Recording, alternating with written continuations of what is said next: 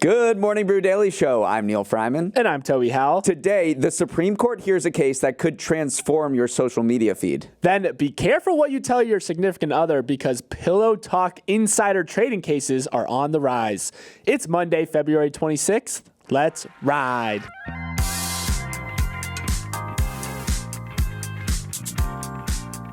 Who is this old man sitting next to me? He's unrecognizable, got some gray hairs showing, already giving me long-winded directions to places I can just look up on Google Maps.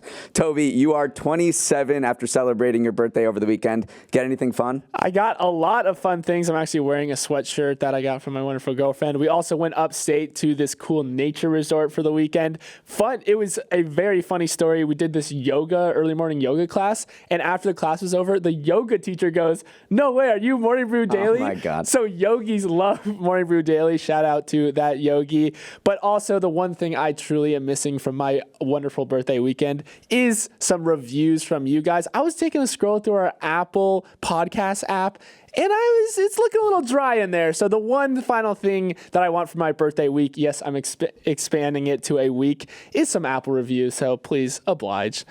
All right, before we jump into the show today, we want to tell you about our sponsor, Veeam. One of my favorite parts about Veeam is that they have this section on their website that reads, "Don't become a ransomware headline." That hits home because of just how many ransomware headlines we've talked about this year. Yeah, Sony got hit with a ransomware attack last fall, the government of Maine too, and a bunch of healthcare systems in California. Those are just the ones I can remember from the past year. Well, to be fair, Neil, you do read more news than anyone on Earth. Okay, but still, this just goes to show how much Veeam is needed out there. Veeam is needed indeed. Don't become another ransomware headline. Head to Veeam.com today. That's VEEAM.com today. There is a major Supreme Court case unfolding this week about who gets to decide what can and cannot go on social media platforms. The origins of this case date back to 2021 when Facebook, Twitter, and YouTube banned President Trump from their platforms in the wake of the January 6th riots at the Capitol.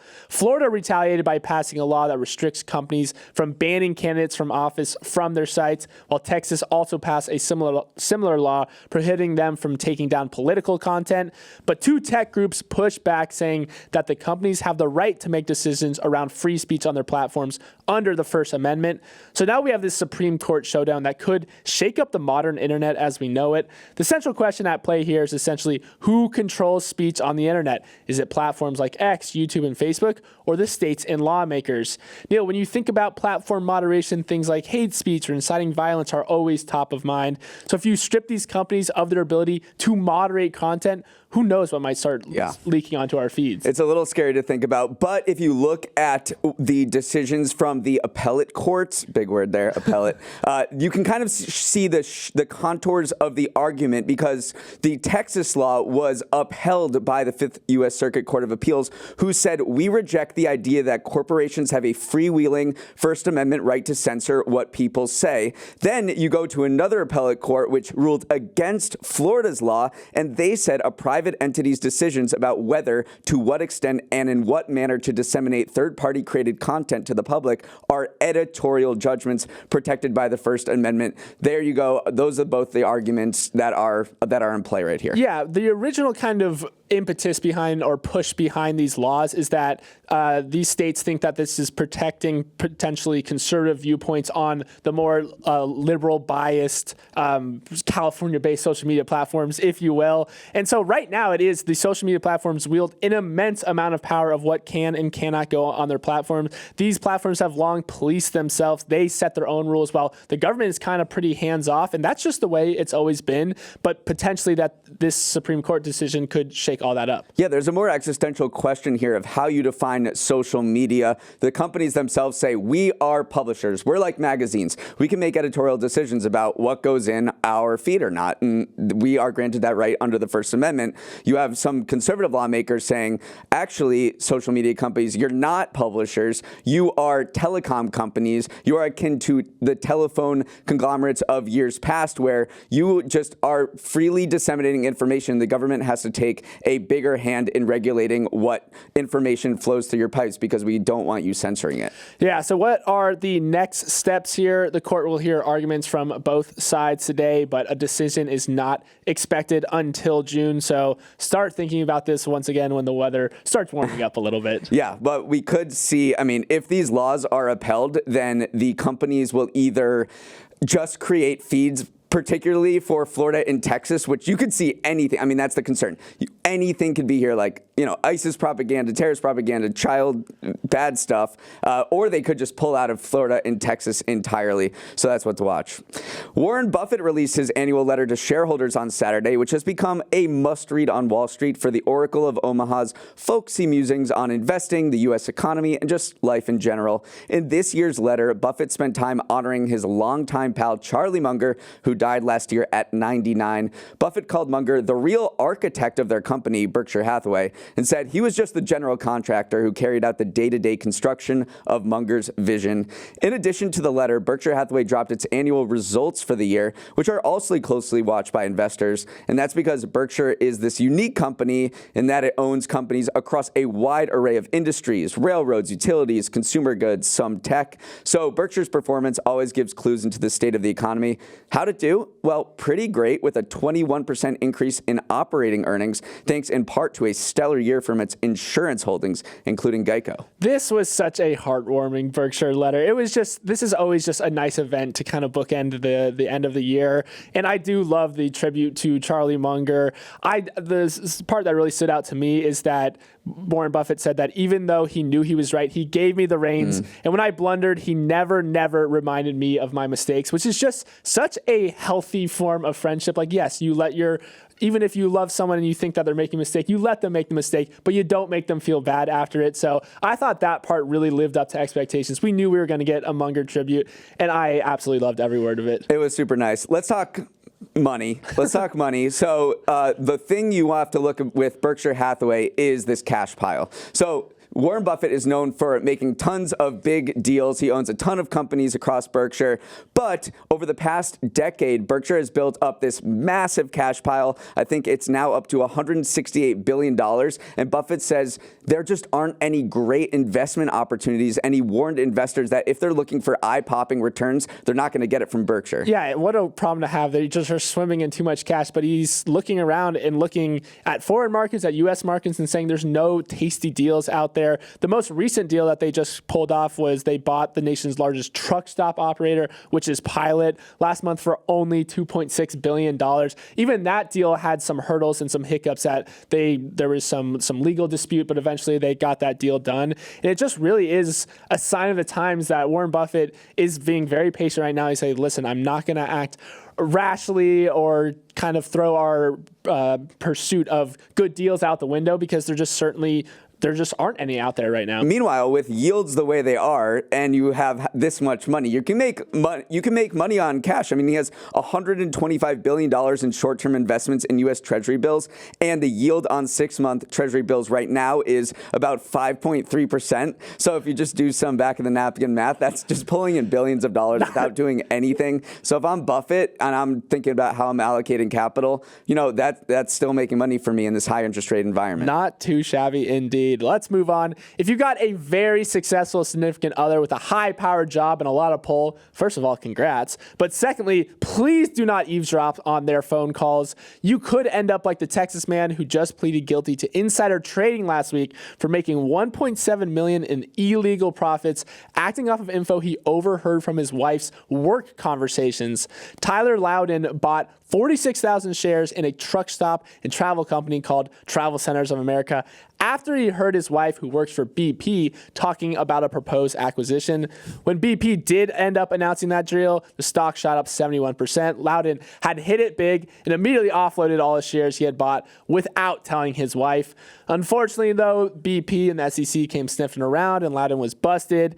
Neil, these so-called pillow talk insider trading cases where significant others glean knowledge about potential deals are not uncommon and actually kind of exploded during COVID. Totally. I mean, if you go back into the archives, there are a ton of Pillow Talk insider trading cases in the early 2000s. Now it's a little bit different because of COVID, because these kind of chit chats aren't happening in the bedroom anymore. They're happening at the kitchen table, where me and my significant other are working on our deals right next to each other while working from home. So it's kind of morphed a little bit into a new era of remote work insider trading, because I can just hear your Zoom calls even though I don't want to, and I might hear some tasty deals. Yeah, it's a lot less sexy these days because you don't even have to get your significant other in a compromising position or somewhere where they feel like they're going to bear their deepest, darkest secrets to you. It is just the mundanity of sharing the same space as someone. I was looking back at some of these insider trading cases during COVID, though. There was this one guy who was dating an executive assistant at Morgan Stanley. She asked him to keep an eye on her computer while she ducked out to an exercise class. He started looking at calendar invites, which include meetings about potential planned mergers, started selling those stock tips to his friends, trading them for Rolexes. And it was also another interesting thing that one of the big takeaways from these Pillow Talk insider trading cases is that it's usually the men who end up acting on the material they glean from their significant other. And that's not to say that they're all men doing it, but making the jump to actually take pulling off those trades is usually something that males do. So girls out there listening, I would keep your corporate secrets held tight. You don't want your relationship in jeopardy. We should note that none of the relationships in these cases survived. They all, like the title outed, his wife immediately divorced him, did not speak to him after. So yes, if you want your relationship to survive, do not do this. All right, before we end any relationships, let's hear a quick word from our wonderful sponsors. It's time to reveal our winners of the weekend, the segment where Toby and I share two things whose birthday wishes came true the past few days. I won the pre-show drag race, so I will go first. And my winner is Sora, OpenAI's new text-to-video program. Less than 2 weeks after it debuted, it's already having a real-world impact on the movie industry, because entertainment mogul Tyler Perry said he's pausing an $800 million expansion of his studio in Atlanta after seeing Sora's capabilities. In an interview with The Hollywood Reporter, Perry said seeing Sora create cinema-grade video out of a single sentence of text was mind-blowing, and warned that without regulation protecting workers, he doesn't see how the industry survives. For an example of how Sora will impact the film industry, Perry said he would never have to travel to shoot on location anymore. If he wanted to set a scene in the mountains, he wouldn't have to move an entire crew to Colorado. He could just type it into Sora and create a mountainous landscape. Toby, $800 million investment on hold because of a 2-week AI program. I have a lot of questions here, though, because my big question is Sora came out legit 2 weeks ago at this point. How are you already reconfiguring all your processes? It's still in a closed beta, and I'm sure Tyler Perry has had access to it, but how can you actually know that it's going to be cinema-grade quality stuff? Because, of course, there's still drawbacks to this new technology. So, I don't know. Whenever I see a headline like, oh my gosh, I'm pausing everything, changing everything, I feel like there's something else here. Skeptical. Yeah, I get a little skeptical. He wanted an excuse to pull the plug on this. That's what I was thinking, because, I mean, he's coming out and saying, I feel so bad about all these jobs are going to be lost. The contractors are working on my studios, but like, you are the one responsible for this. You could continue on this $800 million studio expansion. So, but if he doesn't feel the need for it, if he thinks that, I mean, I totally hear what you're saying, but I think this is a guy, and in this interview with The Hollywood Reporter, he talks about how he's been following AI for a really long time. This was a big sticking point in negotiations last year during the writers and actors strike. So this is not something that's completely new.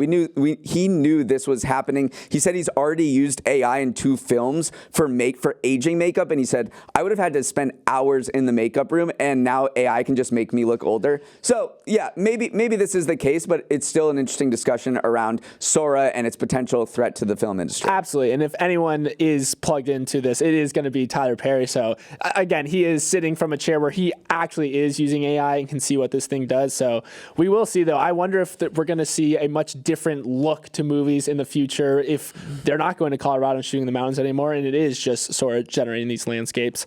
My winner of the weekend is something very near and dear to my heart, and that is the Florida Man Games. This is an event hosted this past weekend with all sorts of insane games that really embody my home state. We're talking competitions like a mullet contest, a mud duel with pool noodles, and even an evading arrest obstacle course, complete with a real sheriff's deputies chasing contestants. The idea behind the contest is to embrace the Florida man joke that has become a staple of internet culture over the last decade. Due to a combination of Florida's very strong public records law that make it easy to obtain police reports and the general weirdness of our populace, seeing headlines of Florida men doing insane things is just a normal part of existing online these days. And now there's a multi-event competition to celebrate. Neil, I have to do this next year, right? You have to go. What competition do you think you would be best at? Well, one of the funniest one is the theft simulation relay, which people were carrying pairs of bicycles, copper pipes, catalytic converters. They really were leaning into kind of like the Florida man of it all. It just doesn't seem like Florida is unique in this case. I mean, it's the third most populous state. It's so many people. It's so diverse. There's a lot of different things going on in Florida. North is different than South. West is different than East. But if you just go back in history, even before Florida became a state in 1845, it was just known as a rogue's paradise where a bunch of hoodlums came down and were just doing their thing. I guess they're drawn to the weather. But for whatever reason, Florida is just the embodiment of weird when you take a broad look at it, it's probably not any weirder than anywhere else. The first flag to fly over the Capitol in 1845 had the motto, "Let us alone." So for a long time, Florida has just, as you said, been kind of a place that it attracts weird people. So, and I do like that this is kind of taking and owning a Florida man thing where there's been some pushback recently of like, hey, should we really be publicizing these people at their worst? Like, they just committed a crime. They're probably not feeling the best, and here we are making fun of them. But I think this is a recapturing of the essence of what makes Florida Florida. So I'm all in on the Florida man games. Let's move on. I do not know if we have any residents of Springfield, Missouri listening to this podcast, but if we do, I am very sorry for your loss. For 48 minutes last week, Springfield thought that they were the next lucky city Trader Joe's was going to open a location in. The local newspaper ran a story, people posted on X, and the 4,000 strong members of a Facebook group dedicated to the cause celebrated in pure elation. But less than an hour later, all that enthusiasm was crushed. Trader Joe's apologized and said it was actually opening a store in Springfield, Virginia. The pure joy followed by pure despair underscores the crazy cult-like following Trader Joe's inspires. They only have 500 or so locations across the country, so cities lobby hard to be the next lucky geographical landing point. The Springfield, Missouri Facebook group I mentioned earlier, it's been active for over 16 years. This was their Super Bowl. Trader Joe's, it's a serious business, Neil. Yes, one local pastor said it was a moment of euphoria followed by a dark night of the soul, showing how crushing this is. But it does kind of peel back the curtains into Trader Joe's secretive location decisions. I mean, this is a privately held company. They don't explain how they make decisions, where they locate. They don't expand that quickly. And this company is one that is maybe the most requested by a particular community because it is a symbol that your community is wealthy, well off, as education. So it is kind of like a stamp of approval on your local city if you get a Trader Joe's, and a lot of people in local communities do want that. Yeah, there's no real formula or demographic requirements, if you will, but Freakonomics actually dove into this a little bit, and they found that they usually target areas where household median income is about $10,000 higher than the average median income, so they are looking for wealthier areas. That being said, though, Trader Joe's is very inexpensive, so they do try to locate in cheaper parts of those more expensive areas. That's kind of the only behind the scenes look that we've gotten into the location selection process. I also think it's hilarious that Springfield, this was going to happen, of course, to a place called Springfield, because definitely not descriptive enough. There's a Springfield, Mass. There's actually a Springfield, Florida. I could go down the list. Obviously, that's the name also of the Simpsons hometown, which was apparently based off Springfield, Oregon. But the Simpsons creator, Matt Groening, said, yes, I intentionally wanted people to think it was their Springfield. I wanted people to kind of put their own interpretation on it. So, of course, this happened to Springfield. Trader Joe's, make my family happy and come to Springfield, Massachusetts, because we all want one there. My mom will never stop talking about bringing a Trader Joe's to Springfield, Mass. So please do that. Final note on this, very interesting Zillow study that found that when a Trader Joe's or a Whole Foods goes into a location, the surrounding homes appreciate in price twice as fast as they would have otherwise if those grocery stores hadn't come in. So it's this self-fulfilling self-fulfilling prophecy where these stores go into a neighborhood that's quote unquote made it and then only create even more value for the home prices in the surrounding area. Okay, let's do our preview of the week ahead, the final week of February before March comes in like a lion. On Tuesday, a big presidential primary in the swing state of Michigan.